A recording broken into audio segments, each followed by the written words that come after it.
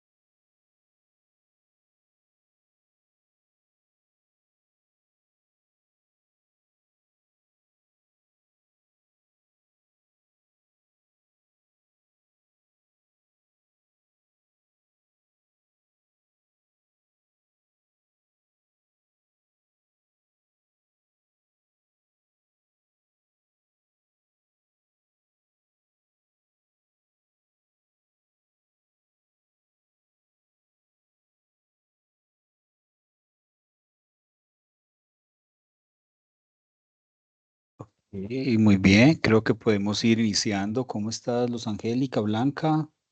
Mucho gusto. Mi nombre es el profesor Gabriel Saldarriaga de Psicología de la Universidad Mariacano. ¿Cómo han estado? Muy bien, profesor, muchas gracias. Oh, gracias, Luz. Bueno, voy a compartir acá la pantalla un vínculo por el chat, si maneja la plataforma o si no por un QR, eh, que sería la asistencia, ¿cierto? El formato de asistencia. Mientras lo van llenando, entonces les voy contando de qué se trata esta experiencia de hoy. Bueno, aquí en el chat les debe aparecer, ¿están conectadas por teléfono o por computador? Luz. Mi computador. Ok, bueno, entonces te va a quedar fácil por el chat ingresar al formulario simplemente para tener los datos de registro. Bueno, Bueno, señor. eh, ok.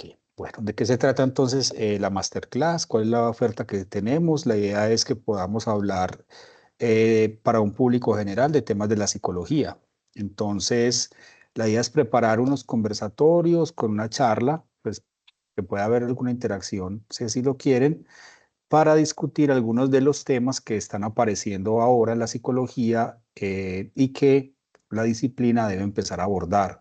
La idea es hacerlo de una manera para el público general, o sea, que el público general pueda empezar a interactuar con estos asuntos y que se vayan dando cuenta cómo la psicología ha ido generando formas de abordaje. Esta es la primera masterclass, esta es la primera sesión. La idea es hacer por lo menos este mes una semanal. La próxima será dentro de 8 días y se tocará un tema distinto. Hoy vamos a tocar el tema del envejecimiento poblacional y qué perspectivas tiene la psicología frente a ese envejecimiento poblacional. El envejecimiento poblacional de Colombia, además, vamos a hablar de Colombia con una perspectiva a nivel de Latinoamérica, pero también a nivel mundial.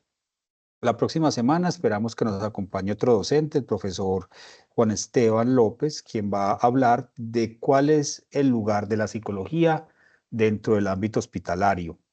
Entonces él va a hacer esta introducción ya la próxima semana. Bueno, entonces, ¿les parece si lo hacemos un poquito así más conversadito? Yo les voy contando de qué les he preparado y vamos teniendo interacción. Por ejemplo, Luz, cuéntame tú, bueno, ¿cómo te enteraste? ¿Qué te interesa de la psicología? ¿Haces parte como de algún grupo de interés particular? ¿Eres estudiante o cómo llegaste a este masterclass? Bueno, profesor Gabriel, gracias por el espacio. Ok, En estos momentos yo me encuentro terminando segundo semestre de psicología en la UNAD, oh, qué bueno. pero por ciertas circunstancias, desafortunadamente no tenía conocimiento de que ustedes ofrecían el programa de manera virtual y También. he recibido siempre muy y excelentes comentarios acerca de lo que es la carrera de psicología de forma virtual en la María Cano. Entonces he tomado la decisión de solicitar traslado para su campus. Ah, ok, qué bueno. Listo, muy bien. Entonces me llegó pues al correo electrónico su invitación de venir a esta primera charla. Me parece súper interesante poder entender un poquito cómo es esa forma en que ustedes ofrecen las Ujú. clases. Me imagino que así va a ser la forma, de forma general, pues como entender cómo va la clase, cómo va la participación con el profesor. Y pues Ujú. estoy muy entusiasmada, esperando si me admiten, obviamente, soy aspirante. Ok, Entonces, pues bueno, estoy en ese proceso y espero que todo salga a favor y bueno, pueda pertenecer a la universidad. ok, listo. Igual, Blanca, si puedes interactuar con nosotros con el chat o el micrófono, no hay problema, o simplemente, bueno, ya después, eh, bueno, imagino que atenderás o verás. Hola, Blanca. Ah, lograste abrir el micrófono. ¿Cómo Hola, estás? Bueno, cuéntanos un bien. poquito de tu Profe, interés. ¿cómo me di cuenta? Como me di cuenta, yo tengo a la profe que ahorita actualmente es directora del programa Luz Estela en mis redes sociales, entonces por ahí me di cuenta del evento que ibas a llevar a cabo hoy. Ah, qué Hace poquito bueno. psicología ahí en la María Cano, en este momento estoy llevando a cabo una maestría en neuropsicología. Ah, qué bien, muy bien, listo. De pronto hay un tema en el que nos vas a poder complementar un poquito. De igual manera, es más una clase para el público general, no es tan específica en puntos así pues como de la psicología como disciplina, pero sí es una visión más general que queremos transmitir al público que está interesado en estos temas. Bueno, entró Gloria. Hola Gloria, ¿cómo estás? ¿Tienes micrófono? ¿Quieres saludarnos? Hola, muy bien. ¿Ustedes cómo han estado? Bien, Gloria. ¿Tienes algún contacto con el campo de la psicología? ¿Algún interés? No, no tengo ningún contacto. El interés es que estoy interesada en hacer la carrera en forma virtual. Ah, ok, listo. Entonces te enteraste porque te llegó por correo, de pronto la invitación, Sí, ¿cierto? por correo, sí. Muy bien, entonces vamos a iniciar. Como somos poquitos y la idea es tener una interacción también con los participantes, pueden interrumpir en cualquier momento, hacer preguntas o levantar la mano, lo que quieran. Bueno, entonces para quienes están llegando, sobre todo tú, Gloria, mira, aquí está el registro de asistencia y lo voy a volver a compartir por el chat en este momento para que puedan llenar el formulario.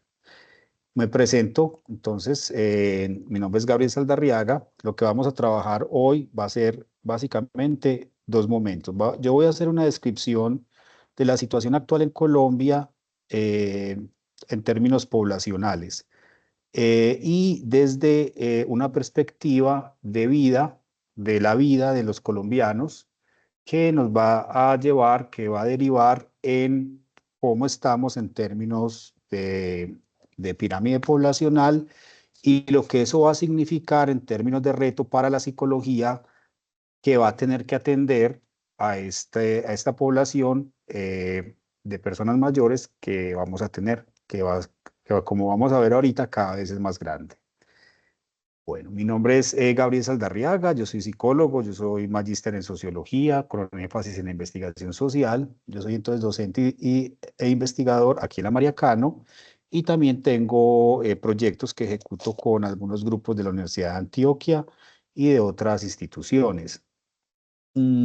Aquí en la universidad pues tenemos un grupo de investigación, se llama Psique y Sociedad, y abordamos algunos temas digamos, diferentes líneas, y dentro de esas líneas hay una que tiene que ver con envejecimiento. Mi tema ha sido más sobre envejecimiento. Em, Desde una perspectiva tanto psicológica, más psicosocial y sociológica. Entonces, vamos a ver que esto da un aporte, esta visión de la psicología desde el ámbito más psicosocial, no tanto neuropsicológico, nos va a abrir en el futuro el campo para abordar esos retos que yo quiero presentarles hoy, esos retos que tenemos como psicólogos y para la disciplina misma. Bien, eso acá. Listo. Entonces, creo que de pronto algunas de ustedes han escuchado esta idea del enfoque de curso de vida.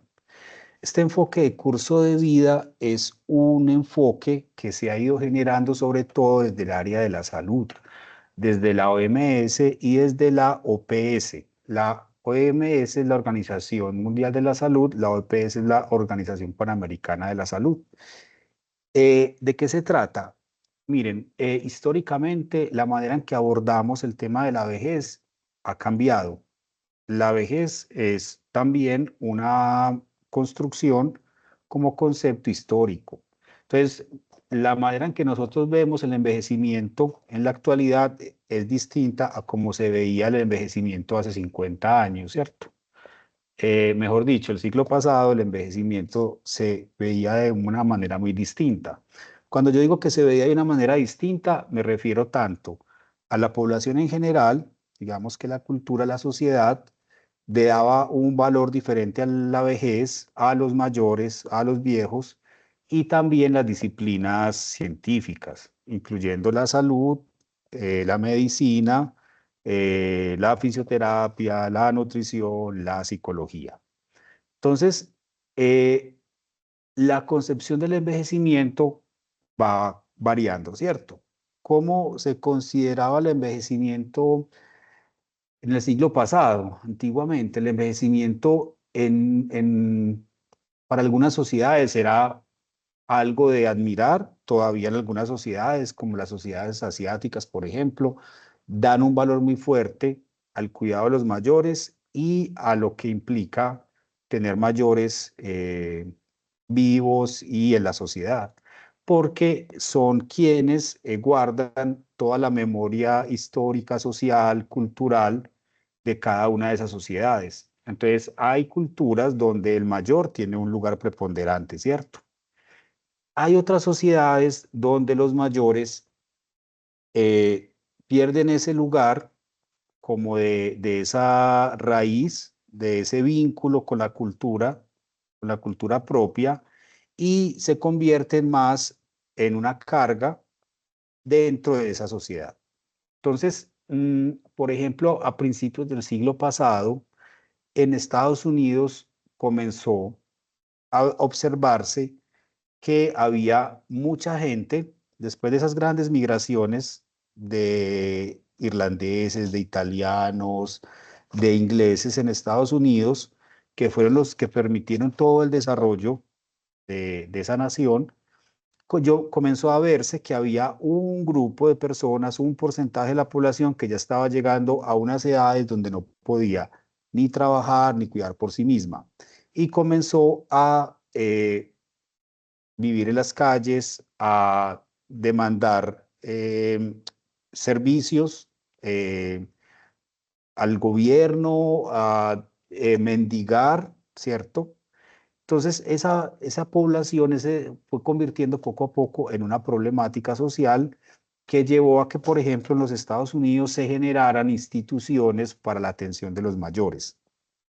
Es decir, ya comienza a cambiar un poco esa visión como de que el mayor entonces llega a una edad y es prácticamente abandonado por la sociedad, ¿cierto?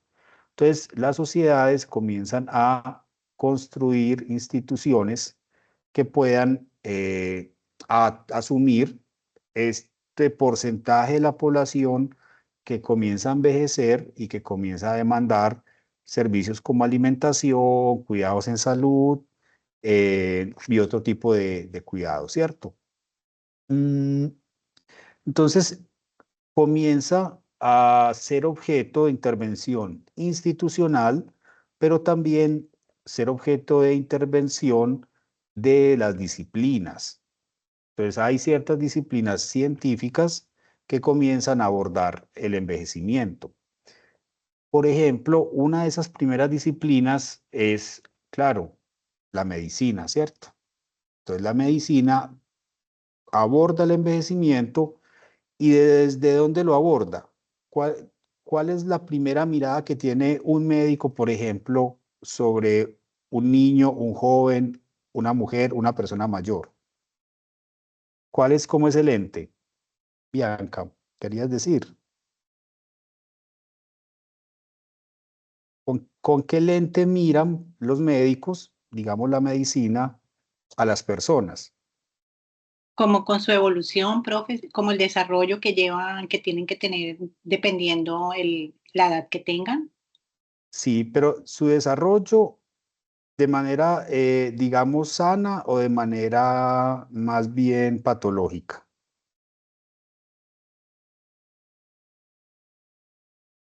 Como una Sana, pregunta para acorcharte, ¿no? Listo, bueno. sana. Listo. Me Entonces, quedé pensando, sí, señor. claro, mira que esto es lo interesante. Claro, la medicina se desarrolló para curar las enfermedades. O sea, toda la historia de la medicina es una disciplina para atender las enfermedades. Entonces, ¿cómo abordaron ellos el envejecimiento? Estos médicos que empezaron a trabajar con estas poblaciones. Para ellos el envejecimiento estaba muy asociado, era con la enfermedad. Entonces, para la medicina, los primeros discursos de la medicina tenían que ver con enfermedad. O sea, el médico ¿qué hace? Intenta curar enfermedades. Entonces, cuando lo aborda la medicina y algunas disciplinas derivadas de las ciencias médicas, por ejemplo, la fisioterapia, que ya a principios del siglo pasado había empezado a desarrollar también sus intervenciones, la fisioterapia estaba muy enfocada en la rehabilitación, sobre todo funcional o de movimiento, ¿cierto? Entonces también veían en el mayor, en la persona mayor, no tanto una potencialidad, sino que veían era cómo le ayudo a curarle eso que le está pasando, ¿cierto? Entonces, esa visión es una visión, digamos, médica, donde yo intervengo en la enfermedad para curarla y curada la enfermedad ya la persona se puede ir, ¿cierto? Ya no me necesita. Entonces yo ya no sé pues qué pase con ella, ni cómo le va con su vida, ni nada de eso, ¿cierto? Entonces, esas primeras formas de intervención, sobre todo desde la medicina, desde la psiquiatría también, con las personas mayores tenían que ver con que observaban era un sujeto enfermo. Ese sujeto enfermo, entonces, era la primer objeto pues, de estas disciplinas y en parte la psicología, cuando va emergiendo como disciplina, tiene todavía una parte donde se toca con esa visión de la enfermedad. Porque la psicología, como ustedes son interesados en la psicología, interesadas en la psicología tiene una pierna, tiene una patica en el ámbito de la salud, pero tiene otra patica en el ámbito de las ciencias humanas. Entonces, esa patica de la salud también, sobre todo en la clínica, tocaba mucho con cómo tratar las enfermedades mentales. Entonces, imagínense ese concepto, ¿cierto? Enfermedad mental. Entonces, por ejemplo, le preocupaba mucho a esas primeras formas de la disciplina psicológica cómo abordar los síntomas que empezaban a aparecer en las personas mayores, que en un principio no se sabía muy bien del todo cuál era como su asociación, por ejemplo, con procesos degenerativos. O sea, tenían intuiciones de que habían contactos o que había un contacto entre los síntomas que tenía a nivel mental con de pronto algún decaimiento a nivel físico, cerebral o corporal. Eh, Toda la neuropsicología entonces comienza a desarrollarse muy fuertemente desde inicios del finales del siglo XIX y principios del siglo XX, el siglo pasado, porque empieza a lograr hacer ese tipo de asociaciones entre los síntomas en la mente y el funcionamiento o el desarrollo fisiológico en el cerebro, por ejemplo, ¿cierto? Pero entonces miren que todavía es una asociación muy hacia la enfermedad.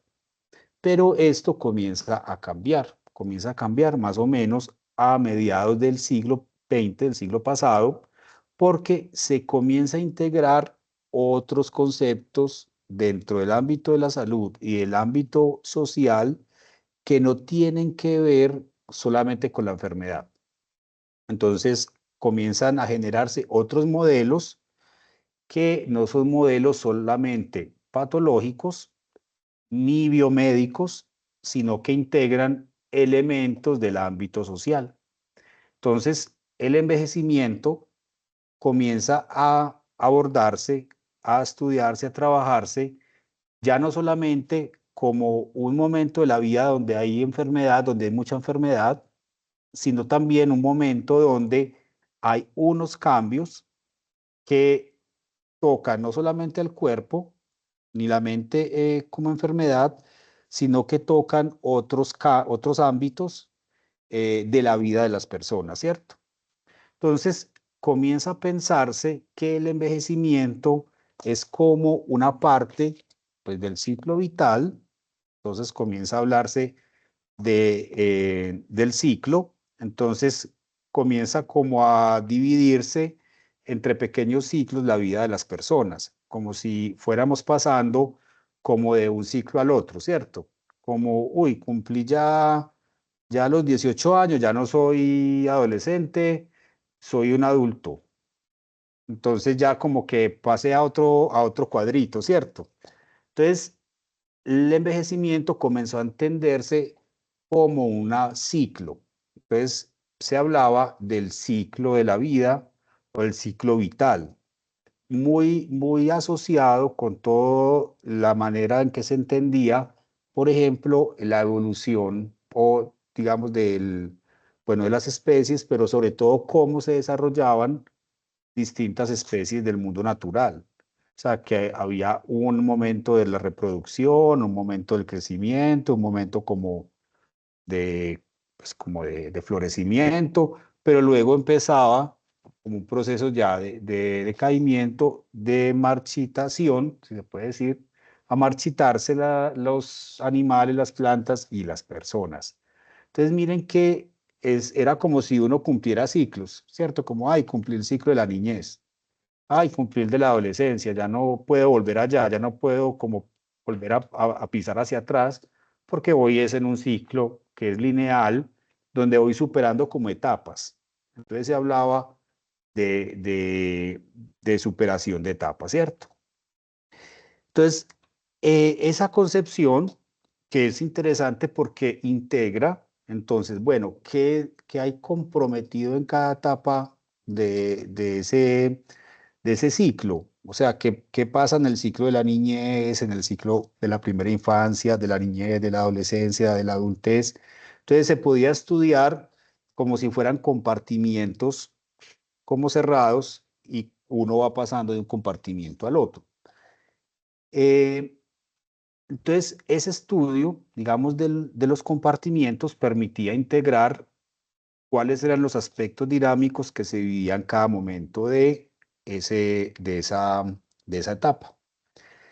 Bueno, esto da otro cambio, da otro giro. ¿Hacia dónde? Hacia una concepción, que es la concepción que tenemos actualmente, de que no es como tan fácil saber cuándo pasa uno de un cajón al otro, ¿cierto? Cuándo pasa uno de una casilla a otra, sino que, digamos que uno vive digamos, su vida, su cuerpo, sus experiencias todo el tiempo.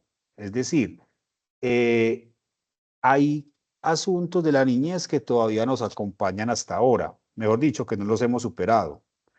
Hay asuntos de la adultez que nos acompañan hasta ahora. Es más, nosotros ya no podemos hablar tan fácilmente como por etapas de ese ciclo, como ustedes están en el ciclo de la adultez, ustedes están en el ciclo de la niñez. No, se habla más bien es de que nosotros estamos, es como en un viaje donde cada una de esas experiencias me acompañan y me acompañan no como algo que se acabó, sino que me acompañan en la actualidad. Entonces, se cambió el concepto a el concepto de curso de vida. La manera más fácil de entender el curso de vida es cuando ustedes piensan, bueno, yo soy joven, digamos, yo tengo 47, yo digo soy un adulto, ¿cierto? Yo un adulto joven, un adulto medio. Pero yo no he llegado a los 60, que es, digamos, lo que se considera, podría ser que soy viejo. Entonces yo no soy viejo. Esa es la concepción del ciclo de vida. No he llegado a ese cajón, pero en la concepción del curso de vida resulta que yo ya soy una persona mayor. ¿Por qué? Porque estoy envejeciendo. Mejor dicho, el envejecimiento no es un lugar al que yo llego, sino que el envejecimiento es todo el proceso que estoy viviendo. ¿Sí ven esa diferencia? ¿Sí logran captarla?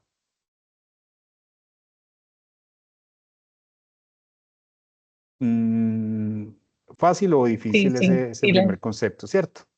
Mejor dicho, yo ya soy mayor, yo ya soy viejo en este momento. ¿Por qué? Porque yo estoy siendo el viejo, digamos, los componentes del envejecimiento que estoy desarrollando, ¿cierto? Entonces, este enfoque de curso de vida, lo que va a decir es que a lo largo de la vida hay factores. Este es un concepto de salud, curso de vida es un concepto de salud de la OMS, que influyen en la manera en que yo voy viviendo el curso de mi vida. Entonces, si yo, digamos, abuso no sé, del chicharrón, ¿cierto? Ese abuso del chicharrón me afecta como joven, me afecta como adulto y pues también me afecta como mayor.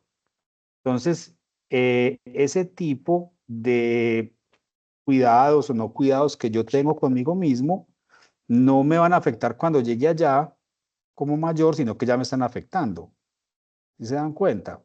Entonces, el curso de vida, perdón, supera el ciclo de vida como enfoque y eso implica que todos nos veamos a nosotros mismos como seres envejecientes.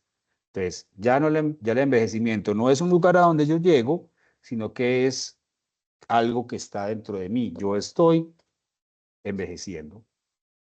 Entonces, ese enfoque de curso de vida, que es muy interesante, aterriza también dentro del ámbito de la psicología y nos va a permitir entender ciertos aspectos que son los que yo quiero mostrarles ahora.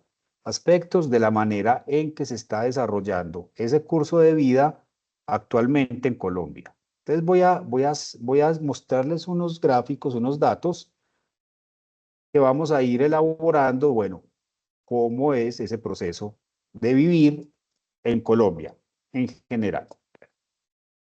Entonces resulta que esta gráfica nos dice que en Colombia tenemos una tasa de mortalidad todavía muy alta. Este es el número de niños que mueren en un año, ¿cierto? Por 1000 nacimientos. Y en este grupo de países que se llama la OECD, Colombia es el que tiene el número más alto. Después le sigue México y Costa Rica. Entonces, Colombia, entonces pongamos la atención, tiene altas tasas de mortalidad infantil. ¿Listo? ¿Qué quiere decir? Que estamos perdiendo muchos niños en los primeros momentos de su vida, ¿cierto? Entonces estamos perdiendo niños.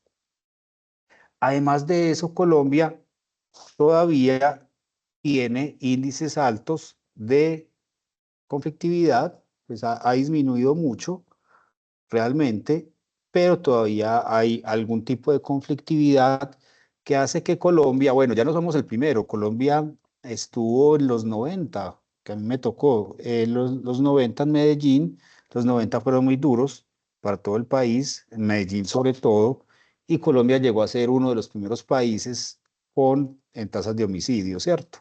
Ya las tasas de homicidio han bajado mucho, ya no es lo mismo que en esa época, pero igual sigue siendo alta relativamente, ¿cierto? Colombia tiene una tasa de homicidio relativamente alta comparada con otros países. Miren que en este mapa se compara con México, con Brasil, con Venezuela, con Ecuador, pero hay otros países que no tienen tasas tan altas. Por ejemplo, Chile, Paraguay, bueno. ¿Qué quiere decir esto? Que entonces ya tenemos dos datos. Perdemos niños, tenemos tasas de homicidio altas. Esas tasas de homicidio ocurre ¿en qué población? En población sobre todo joven y sobre todo población masculina. Entonces tenemos pérdida de niños, tenemos pérdida de jóvenes, adultos jóvenes, sobre todo hombres por conflictividad, por homicidio, em, que van sacando, nos van sacando individuos de la población, ¿cierto? Entonces tenemos esa otra dificultad.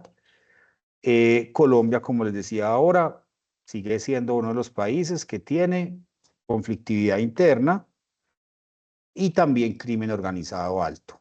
Es decir, tenemos un ámbito social, pues lo que les quiero mostrar aquí es que tenemos un ámbito social que va afectando también la manera en que la población colombiana va creciendo, que la población colombiana va teniendo, digamos, una característica en su población que vamos a ir viendo.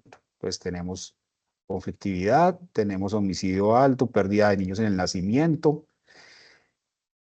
Listo, digamos que esos niños, que el niño sobrevive, que el niño supera el conflicto y que el niño va a la escuela. Entonces, en Colombia, los niños que van a la escuela resulta que tienen dificultades en su proceso educativo. Entonces, miren, ya bien duro que es nacer, crecer en un país con tanto conflicto y además entra un sistema educativo con problemas. Sí, hola Gloria, levantaste la mano, aquí te vi. Cuéntanos. Y no sé, Gabriel, si ahí se pueda complementar con justo una noticia que vi el día de hoy Claro. que salió en el periódico La República, donde se habla de que hay un estudio de que el número de hijos por mujer pasó de 3.3 en 1960 a 1.5 en el 2022.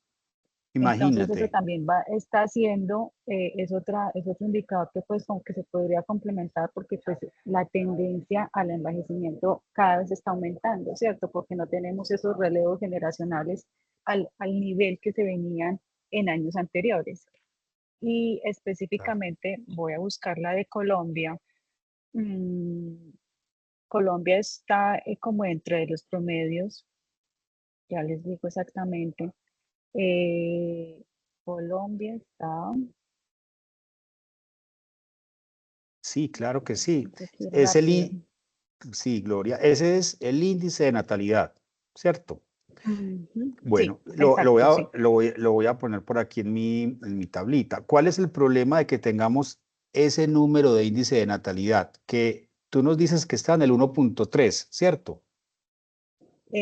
Digamos que en los países de la OCDE pasó del 3.3 al 1.5 en el En gen- 2022. bueno, en general Y todos en, los y en países, Colombia, ujú, y en perdóname, y en Colombia, Colombia están en el 1.7. claro. Entonces miren esto, ese se llama el índice de natalidad, ¿cierto? Bueno, ¿cuál es el problema cuando el índice de natalidad es tan bajito? ¿Cuántas personas se necesitan para reemplazar un mayor o una persona que se muere? ¿Una persona solita es capaz de engendrar un niño que reemplace al que se muere? No, No. ¿Cuántas personas se necesitan para ser una persona? dos. Dos. Eh, Dos personas. Ujú. Entonces, si tenemos un índice de natalidad de 1.7, significa que estadísticamente Colombia, Colombia no tiene ya los números para reemplazar la población que muere. O sea, ya estamos en déficit, ¿cierto? Hay un déficit de personas naciendo que vayan reemplazando las que se van muriendo. Entonces, eso, que es un problema demográfico, que ya les voy a mostrar la gráfica de cómo estamos en Colombia, genera digamos, un problema donde las personas que se van muriendo no se van reemplazando. Mejor dicho, en Colombia la tendencia va a ser que perdamos población, no la estamos reemplazando. Lo que le toca hacer Ujú. y lo que han hecho Nos estamos convirtiendo en una población más, digamos, más envejecida, con tendencia a, y no tenemos ese Exacto, relevo generacional que viene ahí detrás. exactamente.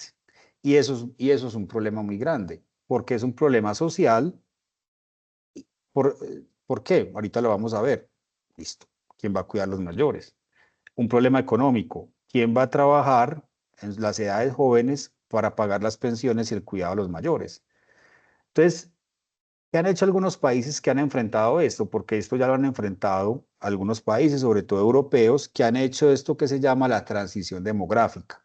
La transición demográfica es que hay lo que los demógrafos llaman como un bono demográfico. El bono demográfico es cuando los países tienen muchos jóvenes. Entonces, ese bono demográfico es muchos jóvenes que tienen la posibilidad de trabajar y de generar, digamos, riqueza. Ese bono demográfico, en la medida en que va pasando el tiempo, pasa este fenómeno. Es un fenómeno que tiene causas diversas, sobre todo sociales, procesos de urbanización. Entonces ya la gente no vive en el campo donde tenía muchos más hijos, ya vives en la ciudad ya es más difícil tener hijos, los jóvenes ya no quieren tener hijos, ya mi abuela tuvo 11 12 hijos, ¿cierto? Son mis tíos, mi mamá ya tuvo solamente 3, yo tengo una y tal vez mi hija no tenga hijos, ¿cierto? Entonces, ¿por qué? Por muchas razones sociales y de cambio. Ese bono demográfico, entonces, cuando ya va ocurriendo este fenómeno que está atravesando Colombia, implica que hacemos una transición a otra estructura demográfica. Se llama la transición demográfica. Esa transición ya la vivieron países europeos como pues, Italia, Francia, España, ¿cierto? Donde tienen poblaciones muy envejecidas y no tienen suficientes jóvenes. Tal vez ustedes hayan visto por ahí en alguna noticia, algún documental de los pueblitos de España olvidados. Hay pueblos donde solamente hay personas mayores y hace años que no ven un niño. Hay pueblos que ya no hay habitantes en las zonas rurales de España, por ejemplo, ¿cierto? Entonces, lo que le toca a muchos países hacer es invitar la migración, que vengan migrantes jóvenes a trabajar, porque si no, ellos solos no pueden. ¿Qué le pasa, por ejemplo, en ese problema están la mayoría de los países europeos? Estados Unidos tiene ese problema. Ellos se quejan mucho de la migración, pero ellos tienen problema de un- un- una población muy envejecida y no tienen suficientes personas para reemplazar. Entonces, eh, se genera un problema, digamos, social, ¿cierto? Bueno, ahorita vamos a terminar de verlo. Miremos acá, por ejemplo, bueno, entonces ya, digamos que el niño, bueno, primero que lo tuvieron, ¿cierto? Que alguien quiso tenerlo. Segundo, que no murió cuando nació. Tercero, que donde vivió, pues no estuvo metido como en zonas como muy riesgosas, entonces sobrevivió al conflicto, sobrevivió al homicidio y él entra a estudiar. Y cuando entra a estudiar se encuentra con qué? Con que Colombia tiene problemas en su estructura educativa. Nosotros tenemos problemas cuando nos hemos medido y comparado con otros países como de la OECD, por ejemplo, en los resultados en matemática, lectura y ciencias. Uno diría que, digamos que estadísticamente es relativamente estable, pero es a la baja. No hemos tenido ese gran impulso de crecimiento, por ejemplo, en este tipo de competencias. Dentro de las más bajas es competencias, por ejemplo, en creatividad, que es la noticia de esta semana. O sea, cómo Colombia tiene tan bajos niveles de creatividad, ¿cierto? Igual, entonces tenemos esta persona que está en este curso de vida, donde está enfrentando, digamos, como todos estos contextos. En ese contexto, además, resulta que si él tiene problemas, hay muy pocos psicólogos para que lo atiendan. Decía Alejandro Gaviria, el exministro de Educación, por cada 1.500 estudiantes hay un psicólogo, imagínense. ¿Cuál es el problema? Que los psicólogos, sobre todo los psicólogos que atienden en el campo de la psicología educativa, son muy pocos. ¿Quién tiene psicólogo educativo? Tal vez los colegios privados, ¿cierto? Hay psicólogos educativos, en algunos colegios públicos los llaman psicólogos de apoyo, que hacen un trabajo sobre todo con población con diversidad en el aprendizaje o con discapacidad, ¿cierto? Pero no están ahí completamente disponibles para, bueno, para atender toda esta demanda de problemas, porque la demanda para psicólogos en los colegios es muy alta. Los colegios necesitan apoyo de psicólogos. Bueno, hay un psicólogo en un colegio, bueno, son tan de buenas que tienen psicólogo. Un psicólogo, imagínense, para un colegio, no da abasto. Entonces, él está en el colegio, digamos que nuestro joven colombiano o colombiana va al colegio, enfrenta dificultades. Además de eso, sus dificultades que tiene a nivel de salud mental, no es tan fácil que se las atiendan, por lo menos directamente en la escuela no. Resulta que además él se gradúa del colegio, es difícil que acceda a la educación superior. ¿Por qué? Porque los cupos son pocos, la educación pública, o porque la educación privada tiene que pagarla. Entonces, si es alguien que no tiene muchos recursos, es difícil que acceda. No todas las personas pueden acceder a la educación superior. Quienes estudiamos en la universidad y ustedes que tienen, digamos, la posibilidad o el interés, somos privilegiados. Somos, digamos, un porcentaje mínimo de los que acceden a la educación superior. Entonces, seguramente este chico o esta chica va a poder, bueno, si puede entrar a la educación superior bien y si no le toca trabajar, pero ¿trabajar en qué? Si miren que Colombia tiene una de las tasas de desempleo más altas, que va a ir variando, ¿cierto? En Colombia es noticia cuando baja de 10, o sea, cuando tenemos una tasa de 9, de 9.5, 9 punto algo, todos somos felices y aplaudimos, porque la bajamos de 2 dígitos, ¿cierto? Así incluso lo llaman las noticias. El desempleo bajó de los 2 dígitos. O sea, ¿bajó a qué? A 9.7, 9.6, que sigue siendo muy alto comparado con el resto de países de la OECD, ¿cierto? Miren que somos de los primeros en desempleo. En España el desempleo está alto, ahí se puede observar, en Grecia, en Chile, bueno, por otras circunstancias. Generalmente, mm, bueno, además de eso, él puede trabajar, ¿cierto? Pero no tiene un trabajo formal. O sea, hay mucho desempleo y hay muy poco empleo formal. ¿Y cuál es el problema de que haya tan poco empleo formal? Porque el empleo informal no es chévere, pues no es bueno.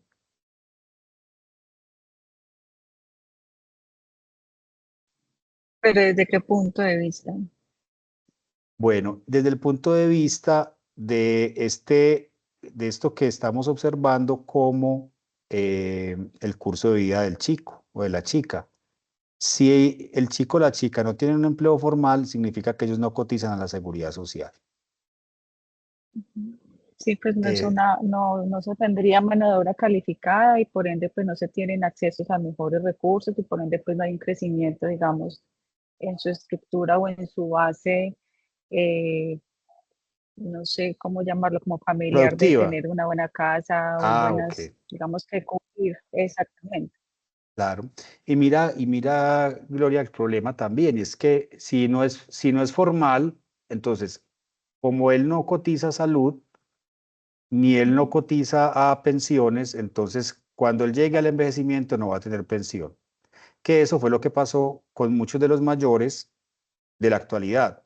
Muchos de los mayores de la actualidad trabajaron, no era que no hubieran trabajado, sino que cuando trabajaban les pagaban por jornal o trabajaban en una casa de familia o en cualquier otro tipo de trabajo o ventas, ¿cierto? Ventas ambulantes o lo que sea.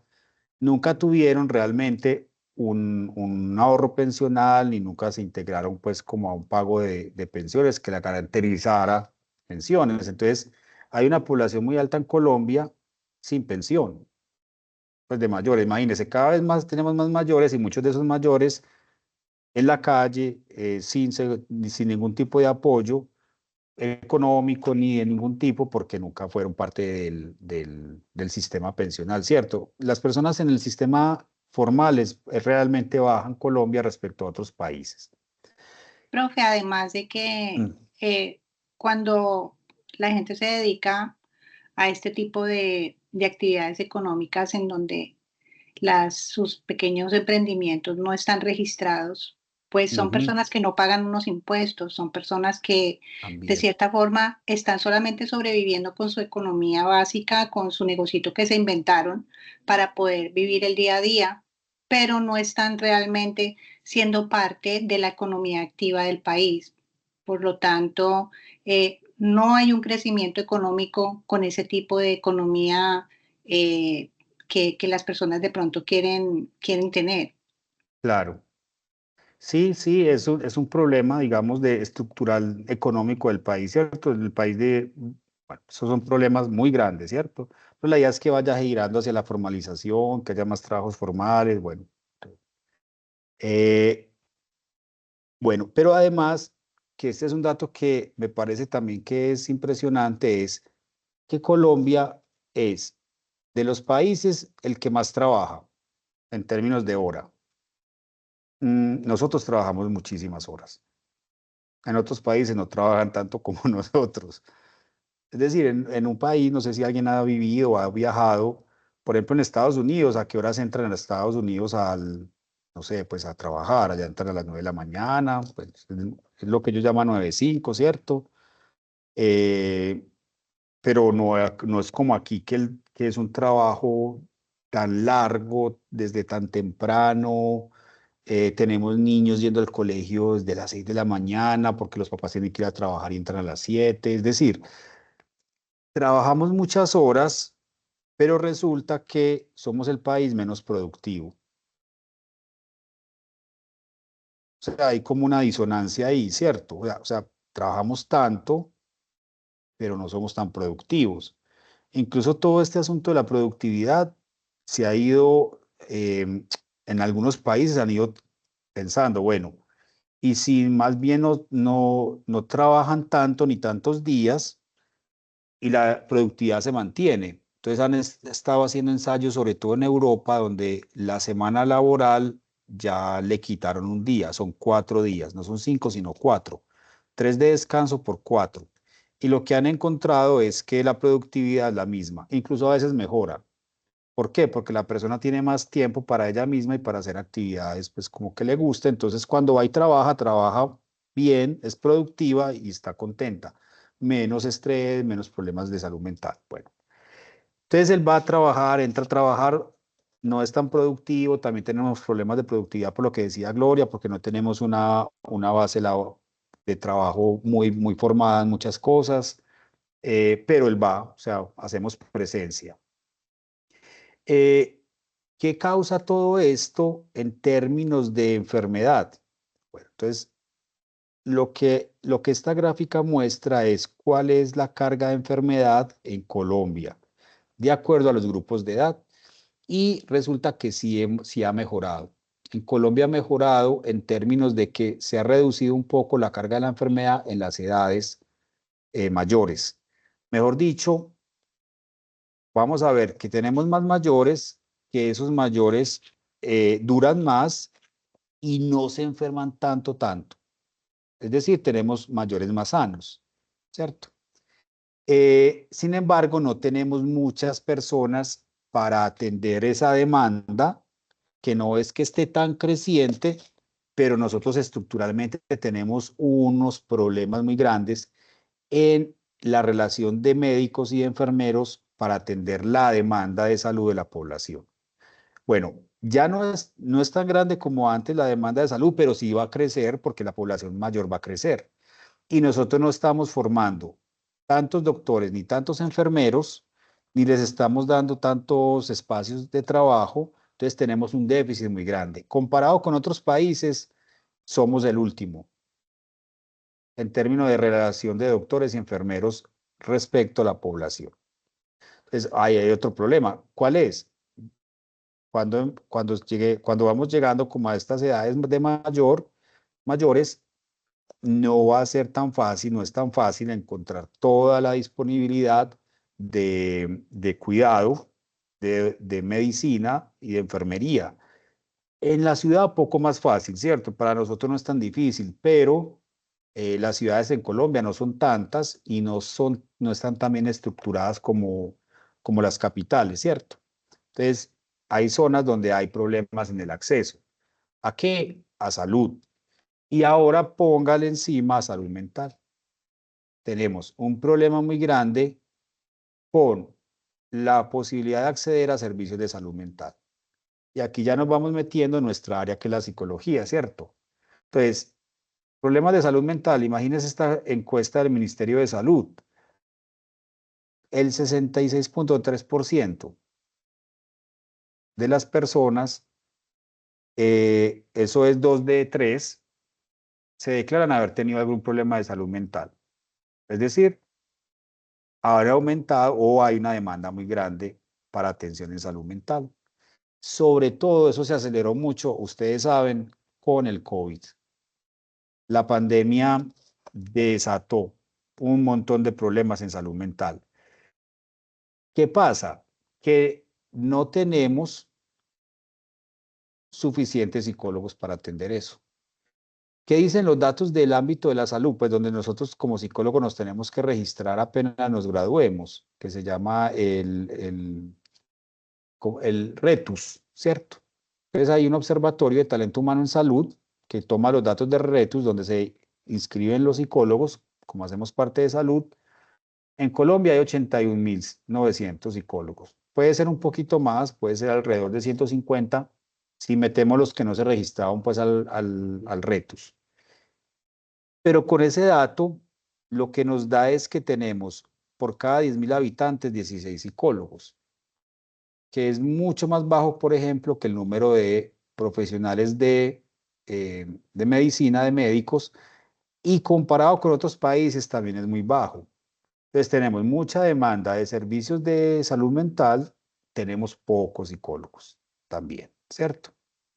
Entonces, todo este panorama que he ido armando es para que miremos esta gráfica y ahora sí empecemos a pensar, porque entonces, bueno, por lo menos es lo que me toca a mí como psicólogo y docente, y ustedes en formación o quienes ya son psicólogas, vamos a comenzar a pensar en que esta gráfica que tiene esta base tan particular, miren que uno habla de pirámide poblacional, pero ahí ya no hay ni pirámide.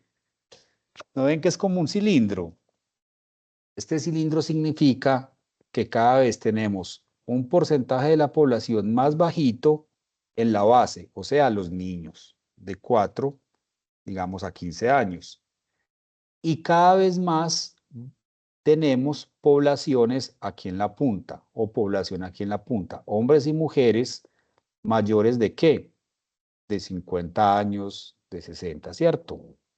Todavía tenemos esta barriguita que llamamos el bono poblacional de jóvenes, ya no tan jóvenes, que va a ir creciendo, y aquí abajo ya no vamos a tener tanta población joven que sostenga esta pirámide.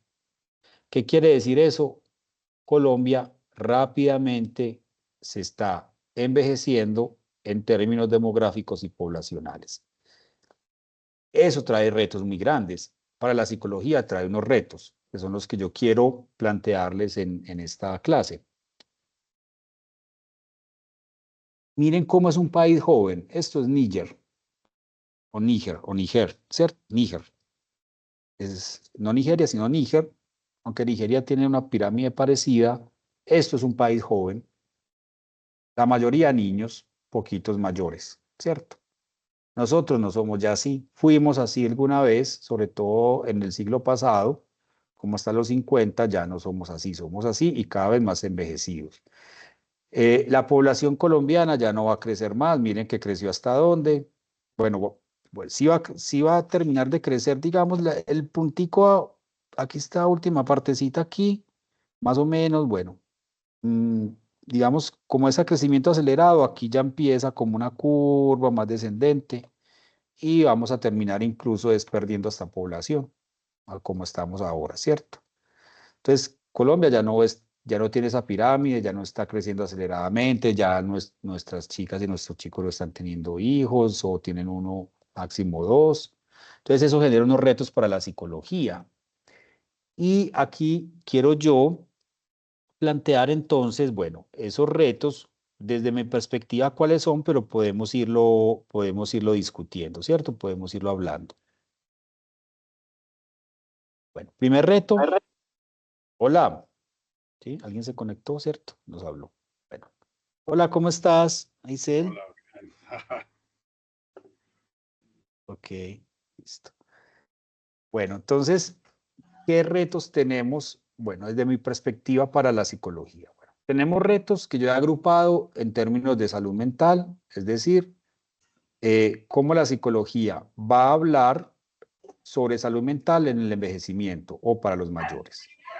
Y ahorita podemos ampliar ahí algunos elementos que son interesantes.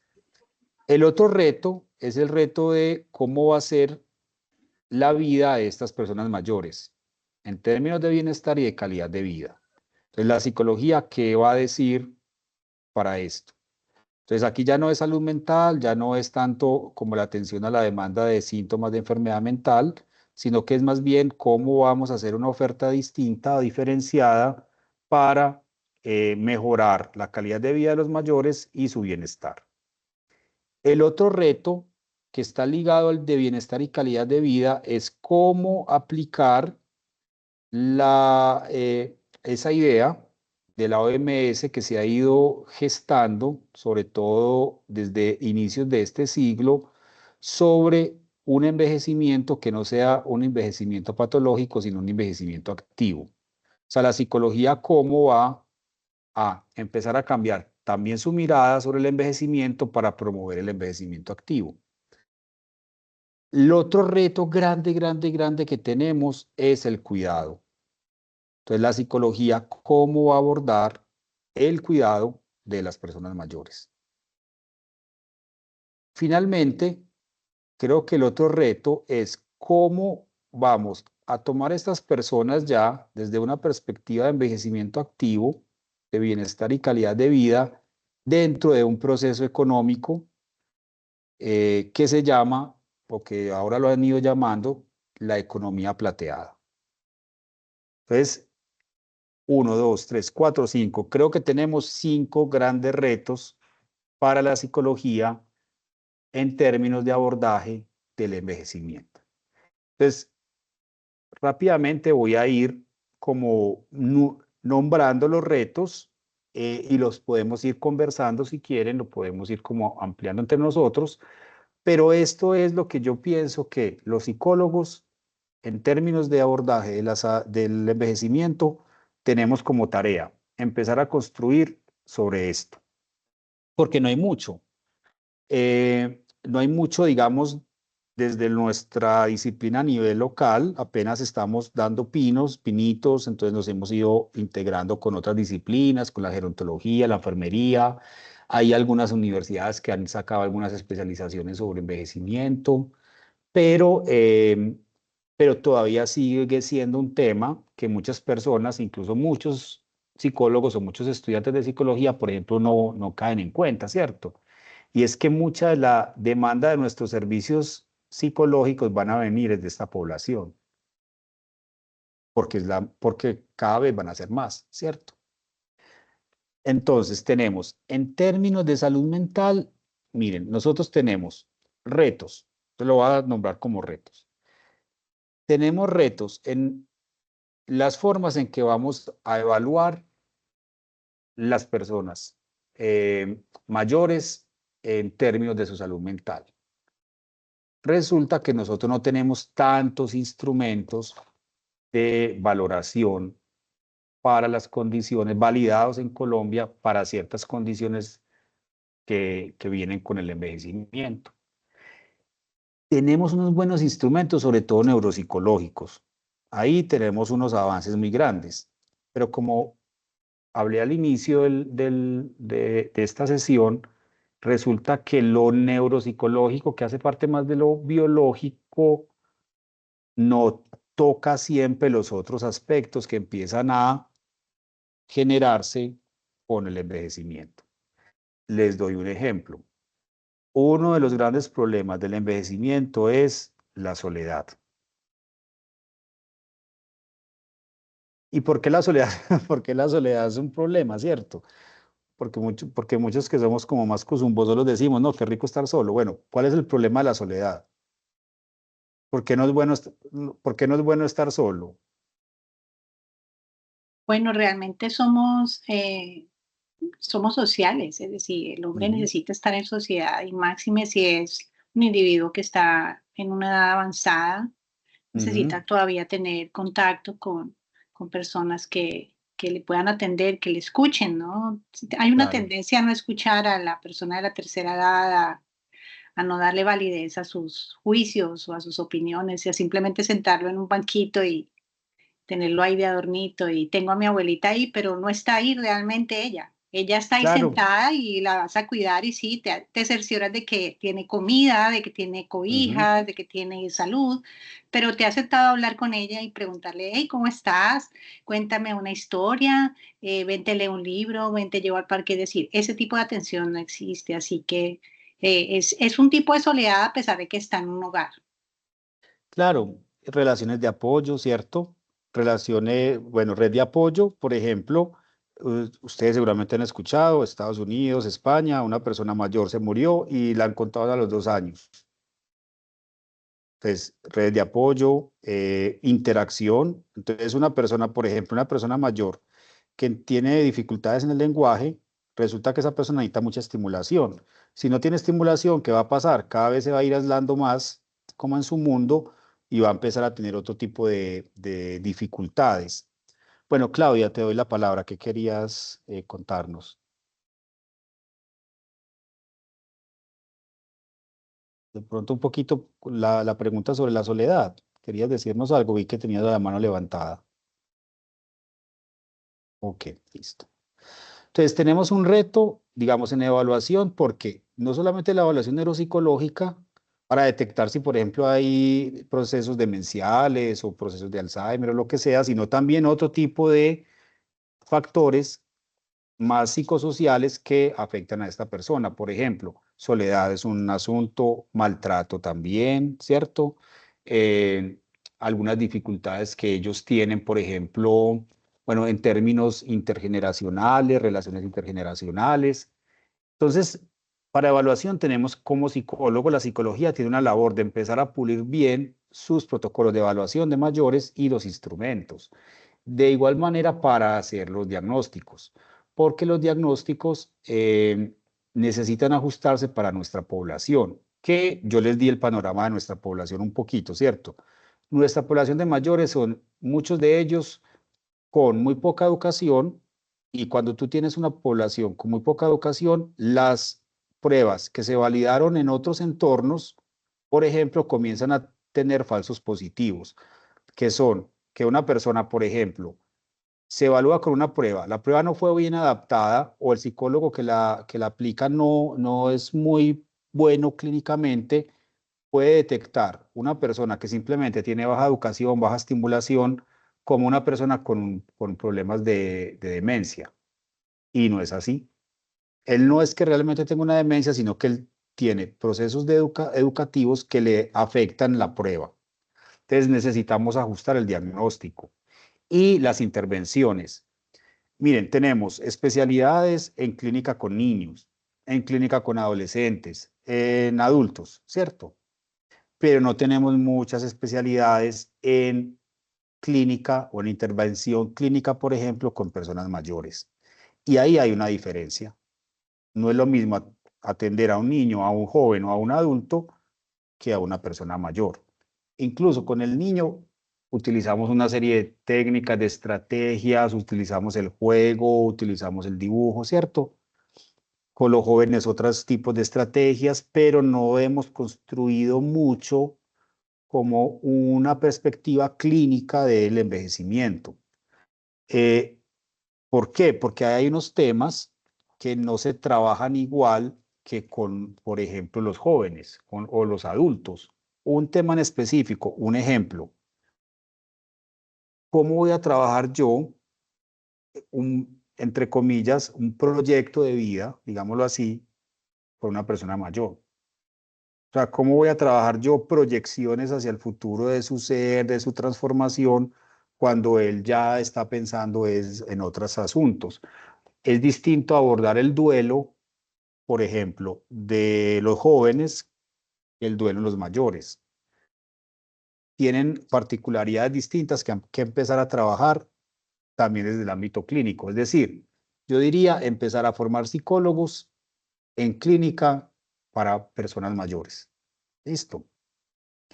Dentro del ámbito del cuidado, bueno, entonces, el cuidado de los mayores, que puede ser los psicólogos, cómo vamos a intervenir en ese cuidado, que puede ser a nivel institucional, los mayores que ya llegan a instituciones que también requieren un tipo de atención, también el cuidado familiar.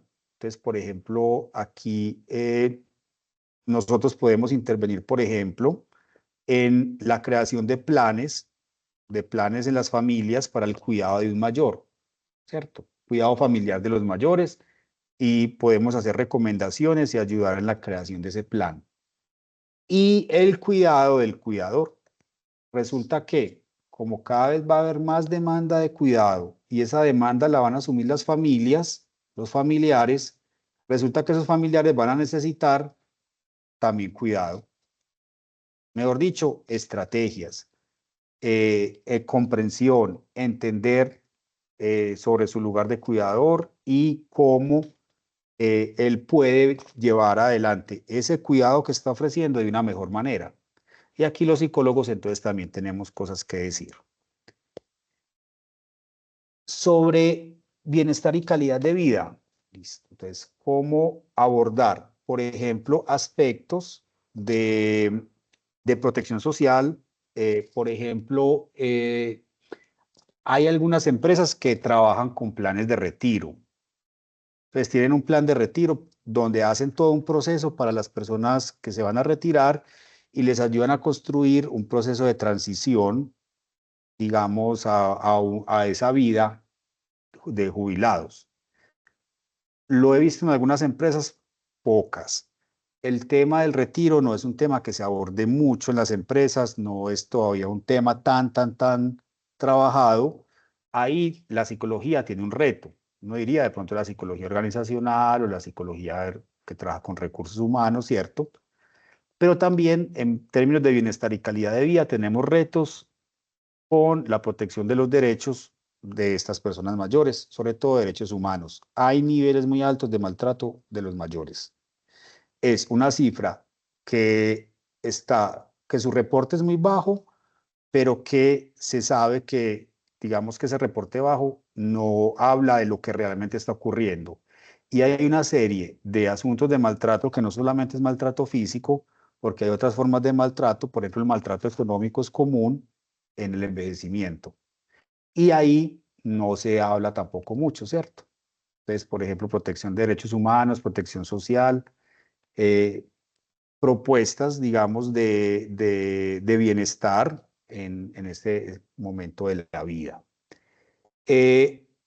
Dentro de esas propuestas de bienestar, entonces uno puede pegarse un poco de lo que la OMS ha llamado el envejecimiento activo, que tiene, digamos, un foco también en salud, pero que uno puede ampliarlo un poco más para evitar, a partir de este desarrollo del envejecimiento activo, por ejemplo, caer en la soledad, construir relaciones, redes de apoyo que, por ejemplo, no ayuden a evitar, por ejemplo, el maltrato, ¿cierto? Es decir, un envejecimiento donde la persona cada vez sea más activa, no sea una persona pasiva en su envejecimiento, sino que sea una persona no activa porque va y trote y se pone en la sudadera, no, sino porque es activa en la toma de decisiones que le competen a ella. Es decir, el objetivo aquí es sobre todo, bueno, es una palabra ya muy trillada, pero usémosla, se llama empoderamiento, ¿cierto? Es que ellos sigan permaneciendo, siendo los dueños de su propia vida y no que terminen dependiendo de un hijo, una nieta, lo que sea, ¿cierto? Entonces ahí tenemos unos retos más del ámbito psicosocial. Entonces miren que los campos de la psicología pueden ir, digamos, tocando aquí en esta población. ¿Qué reto tenemos también? Educación. Resulta que si las personas viven más, las personas viven mejor, porque no se enferman tanto, no hay tanta discapacidad necesariamente, resulta que va a haber una demanda de esas personas por educarse. Va a ser la misma educación formal, por ejemplo, de los que estudiamos psicología u otra profesión. No necesariamente, son otro tipo de formaciones, de educación. Por ejemplo, ¿qué demandan mucho los mayores en términos de educación? Educación en tecnología. Enséñenme a tomar una foto por el teléfono y mandarla por WhatsApp. Eso es un proceso educativo, por ejemplo, ¿cierto? Bueno, quiero aprender un idioma, quiero explorar la historia del arte. Entonces hay algunas ofertas en términos de educación que se han venido haciendo, por ejemplo, desde universidades, como escuelas de mayores, en EAFIT, en la de Antioquia creo que también se intentó. Eh, no, se intentó, no, lo están haciendo. La Universidad de Antioquia ya está abriendo el campus, lo llaman campus intergeneracional y están abriendo espacios de formación y educación para personas mayores, no solamente sus jubilados, sino el público en general. Listo. Y finalmente, bueno, ya me pasé 12 minutos, qué pena. Lo que les dije que se denomina ahora como economía plateada y es, bueno, ¿qué servicios, qué productos se ofertan a esta población, pues que ya no es solamente un nicho, sino que es una población muy grande, pero no solamente eso, sino qué ofrecen los mayores para la economía, para la economía? O sea, que los mayores, desde esta perspectiva del envejecimiento activo, ya no son simplemente quienes demandan servicios y productos, sino que ellos también pueden generar servicios y productos. Mejor dicho, ellos no necesariamente tienen por qué dejar de ser productivos en la economía. Entonces, ¿qué se está haciendo en términos de aprovechar esas potencialidades de estos mayores? ¿Quién está trabajando con ellos, por ejemplo, en este aspecto de la economía plateada? Entonces, la psicología dentro del campo, por ejemplo, organizacional o otros campos, pueden apoyar también desde acá, ¿cierto? Entonces, miren que, volviendo a este esquema, esto es lo que yo veo ahora que es el reto para nosotros, psicólogos de Colombia. Este es el reto que tenemos para abordar estos mayores. Yo lo llamo los retos mayores, ¿cierto? ¿Cuáles son los retos mayores que tenemos? Desde mi perspectiva son estos. Cada uno de estos sería una masterclass prácticamente, ¿cierto? Entonces, no sé qué piensan, si se les ocurrió alguno más para irlo poniendo acá, para irlo complementando, o tienen alguna impresión que quieran compartir.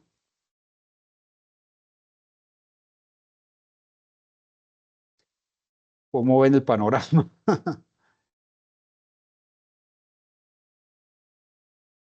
Alguien levantó la mano. Sí, pueden hablar. A Luz, Ángela y Gloria. Hola, Luz. Gracias, profe. Sí, señor.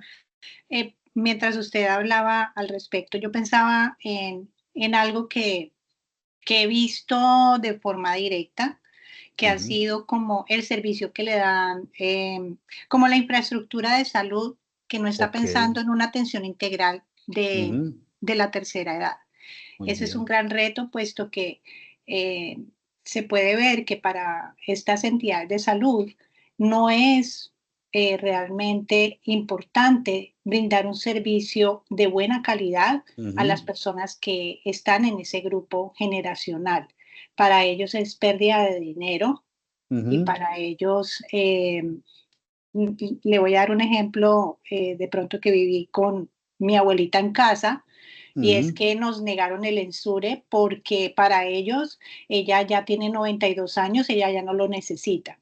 Claro, claro. Y nos negaron las terapias porque ella ya no las necesita porque ya tiene 92 años, entonces ya se va a morir. Entonces Eh, es un servicio que les negado, no es un ejemplo que le estoy dando, pero que realmente está sucediendo. Se le están negando muchos servicios a este grupo y ese sería un reto, es decir, cómo se puede generar proyectos para renovar y para refrescar un poco cómo se están llevando a cabo estos programas de acompañamiento con este grupo.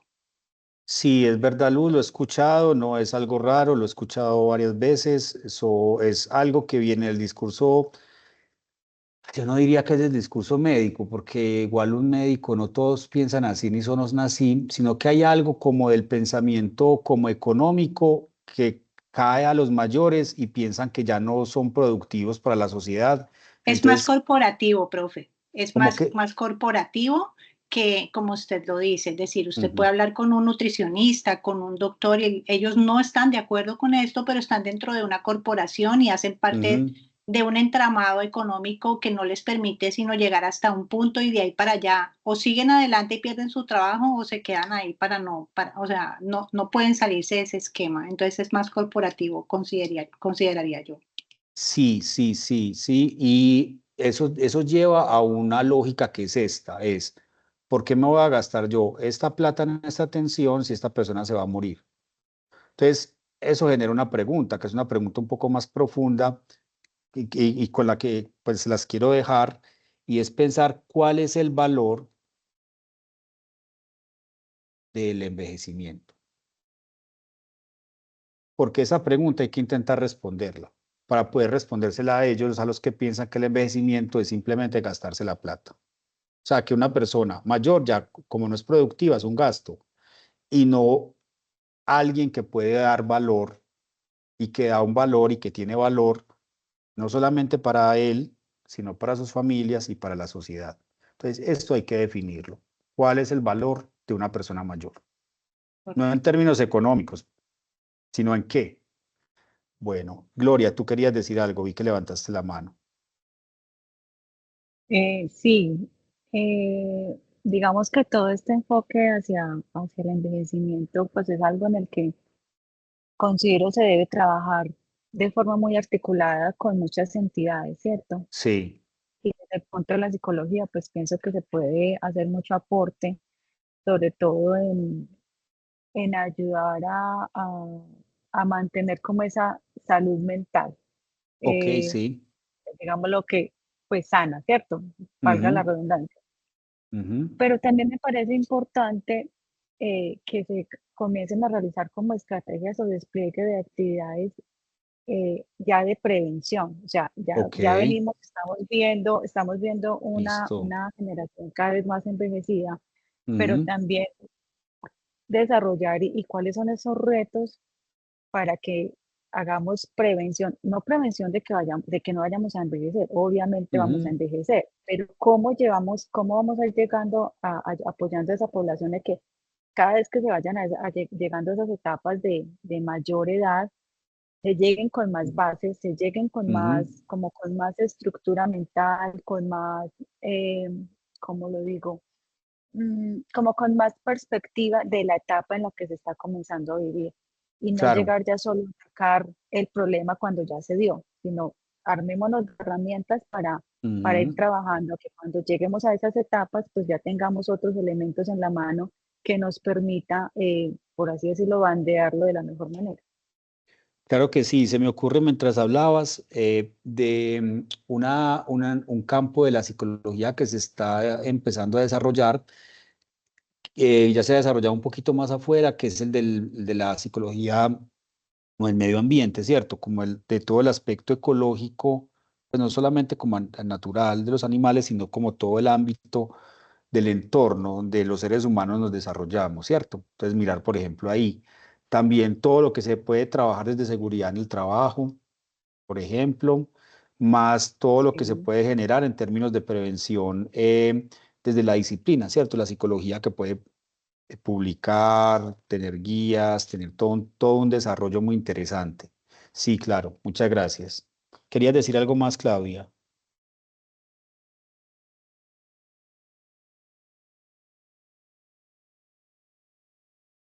Bueno, dentro de lo que estábamos conversando, entonces, hay otro aspecto que tiene que ver, cuando mencionaban ahorita infraestructura, miren, nosotros tenemos que trabajar con otras disciplinas. Hay otras disciplinas que son, no diría muy lejanas a nosotros, pero que no lo son tanto. Por ejemplo,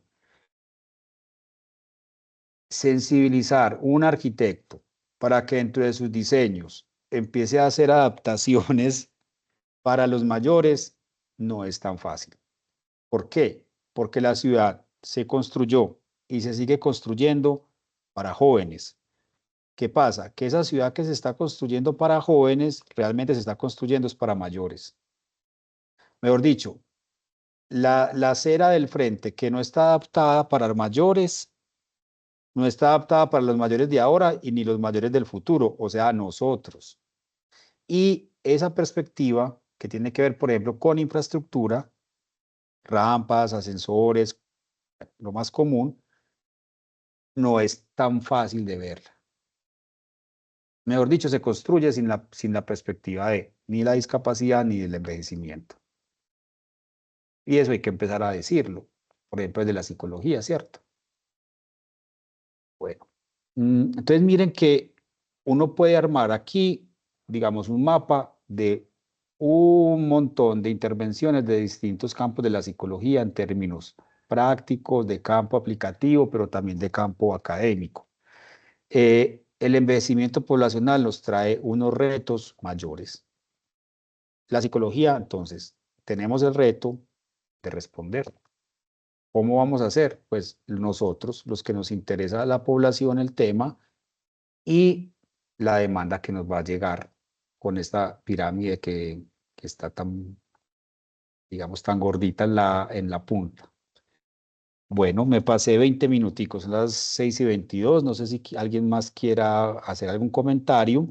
Voy a volver a copiar. Voy a volver a enviar el listado de asistencia. Ah, y aquí ya logro ver en el chat que no había leído. Ok. Luz Estela nos hace un comentario. Profesor Gabriel, excelente presentación, sobre todo porque nuestras nuevas generaciones de psicólogos pueden identificar campos emergentes de la psicología y dónde puede estar el futuro y diferencial. Sí, señora, así es. El documental de las zonas azules las zonas azules, esto lo compartió Claudia, es un documental, me lo han mencionado, pero no lo he logrado ver, son zonas geográficas donde hay personas que viven muchos años y bien, ¿cierto? Creo que hay unas zonas en Japón y en Europa donde algo pasa, donde estas personas logran tener un envejecimiento muy, muy, muy positivo. Ok, Claudia me escribe por acá.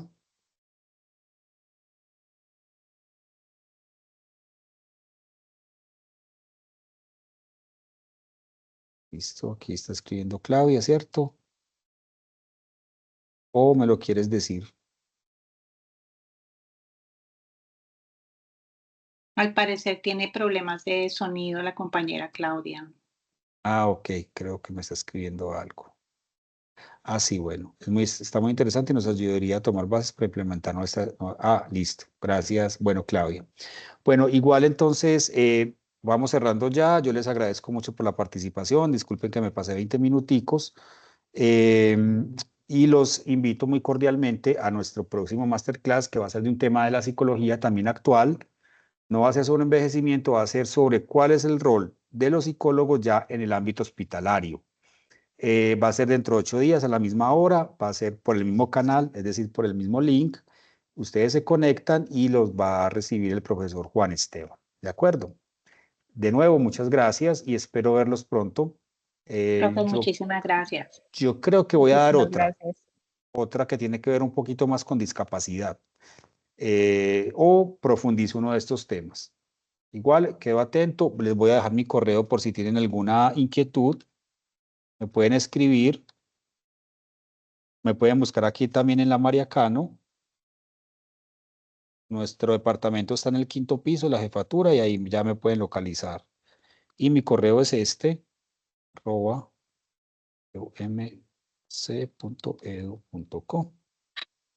Para cualquier inquietud, cualquier idea, simplemente me contactan y bueno, seguimos en contacto.